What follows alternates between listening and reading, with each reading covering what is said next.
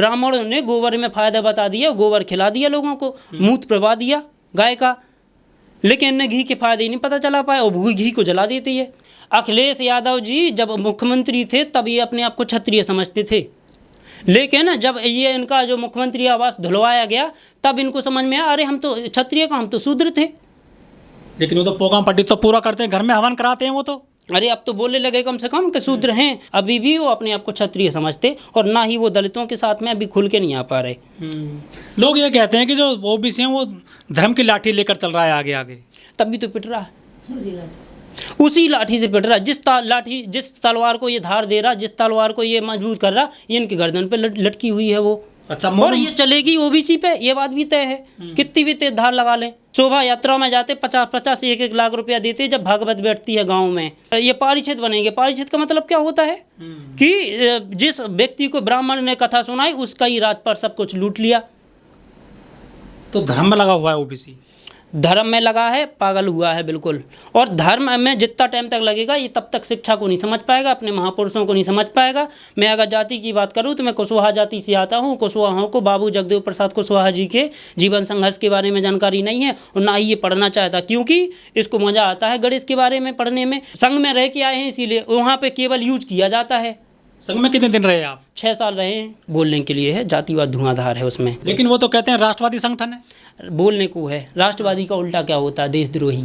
अच्छा, ब्राह्मण जो बोलता है उसका ठीक उल्टा कर दो, इसकी सही मानसिकता पे पहुंच जाएंगे। जो बोलता है इस पर भरोसा नहीं किया जा सकता, और जो ओबीसी पूरा भरोसा कर लेता क्योंकि बाप समझता अपने आप को, मतलब ब्राह्मण को ये अपना बाप समझता। धर्म की लाठी ओबीसी लेकर चल रहा है संघ में भी। अरे दे तलवार तैयार कर रहा अपने गर्दन पे चलने के लिए, लाठी लेके प्रैक्टिस कर रहा कि अपने भाई को कैसे मारेगा ये आगे चल के। और ये रामायण में जो एग्जाम्पल देते, अगर विभीषण राम का सपोर्ट ना करता तो इनकी औकात नहीं थी कि राम की कि वो रावण को मतलब मार देता, क्योंकि वो बहुत मजबूत आदमी था। और इसके पीछे अगर जाते तो ये पर्दे के पीछे ये सच है कि सम्राट अशोक को ने रावण का नाम दिया है, और जो राम था वो पुष्यमित्र शुंग था। मानू मानेसर हों या और भी जितने बड़ी दंगे होते हैं उसमें ओबीसी के और एससी के ही बच्चे होते हैं, गरीब होते हैं।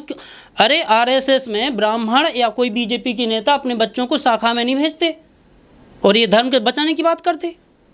तो फिर उनके बच्चे कहाँ जाते हैं? उनके बच्चे विदेशों में पढ़ने जाते, इंग्लिश पढ़ते हो, यहाँ पे इंग्लिश का विरोध करते कि ये तो विदेशी भाषा है। लेकिन अच्छा काम कर रहे हो ओबीसी वाले, धर्म तो बचा रहे हैं, देश को बचा रहे हैं। अरे कहाँ बचा रहे हैं धर्म? धर्म के चक्कर में ये अधिकार खो बैठे हैं, 0-0 हो गए हैं सभी। हाँ, मतलब सभी जगह में, नौकरियों में और राजनीति में भी 0-0 हो जाएंगे। थोड़ा बहुत दिख रहे हैं, ये संख्या की वजह से दिख रहे हैं। इनकी संख्या ज़्यादा है, इनके वोट को इग्नोर नहीं किया जा सकता बस। लेकिन उमा भारती, विनय कटियार, कल्याण सिंह, ये तो धर्म का काम किए थे, ये नाम कमा गए पूरे देश में, अपना दुनिया में। अरे जब प्रीतम लोधी पे पड़ी थी ना, पड़ी थी, तब उनने बहुजन समाज के लिए नाम बोला था कि हम दलितों के साथ में, हमारा समाज ओबीसी है, सब कुछ है। और जब बाद में फिर उन्होंने 6 साल की निष्कासित किया, अपनी ही बात से पलट गई बीजेपी, फिर ले लिया, क्योंकि उनको उनकी जो जहाँ से प्रीतम लोधी आते वहाँ पे उनको खतरा दिख रहा था, सीट हार जाते। और भी 5-6 सीट प्रभावित थी जो लोधी समाज से, जहाँ पे बाहुल्य क्षेत्र है जो।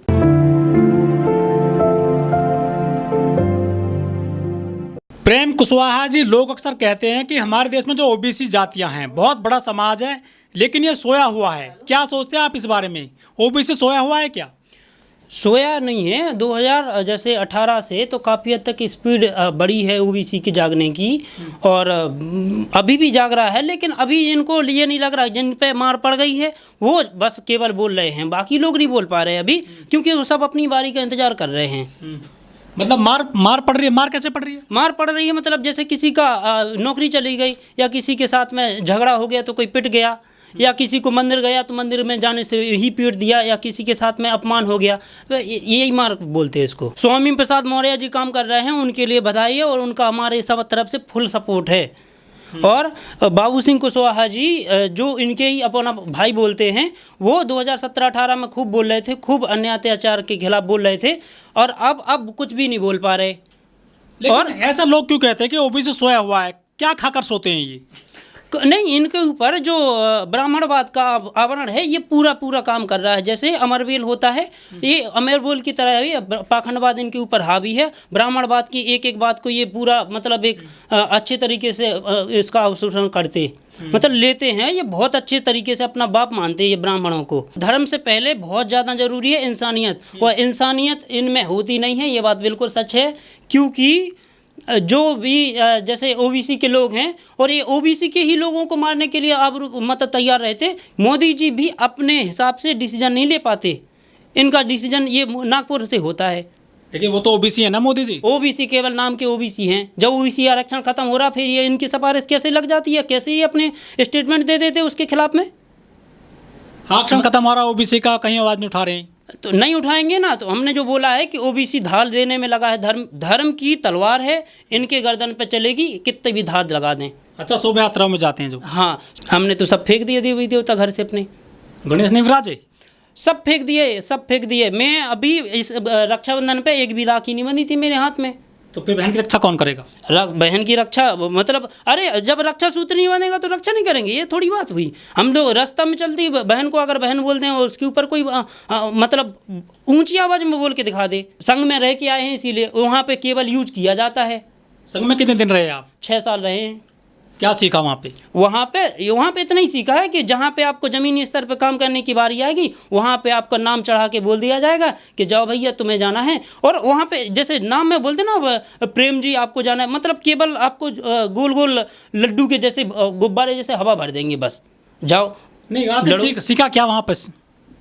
सीखने में तो है जो बोलते हैं तो वो जब उन सबको सिखा रहे हैं तो हमने भी सीखा वही बात। हिंदुत्व को लेकर कुछ बातें बताई होंगी? हिंदुत्व को लेकर बताई हैं, लेकिन जिनने वाकई में इस देश में संघर्ष किया है, मेहनत किया है, इस देश को भारत को भारत बनाने में, आज़ाद भारत बनाने में जिनने मेहनत की है उनका नाम नहीं रहता उसमें। जिनने वाकई में कुछ नहीं किया उनका नाम बड़ा चढ़ा के बता दे। कुछ लोग कहते हैं कि जो संघ में लोग जाते हैं उनके अंदर जहर भरा जाता है मुस्लिमों को लेकर। अरे एक बात बता, मुस्लिमों के लिए जैसे जहर भरा, तो ये तो नहीं बोल सकते ना कि हमारे साथ में जैसे उनको SC ST OBC के हक अधिकारों पे इस पे वार करना है तो डायरेक्ट थोड़ी बोलेंगे कि नहीं हमें इनको भगाना है। और गोलवार ने तो बोल भी दिया था कि हम मुसलमानों को निशाना बनाएंगे और इनके अधिकारों से वंचित रखेंगे, क्योंकि संविधान की वजह से ये मतलब सर पे बैठे हुए हैं। बड़ा सवाल आपसे ये है, आप संघ में रहे हैं, क्या वहाँ पे भी जातिवाद है या प्रेम है आपस में सभी में? बोलने के लिए है, जातिवाद धुआंधार है उसमें।